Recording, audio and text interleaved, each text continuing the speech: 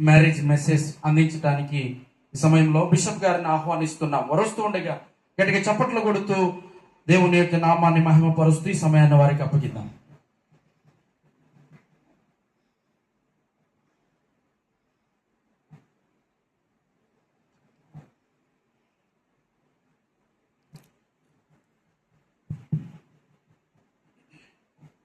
దేవుని పరిశుద్ధ నామమునకు మహిమ ఘనత ప్రభావములు కలుగునుగాక.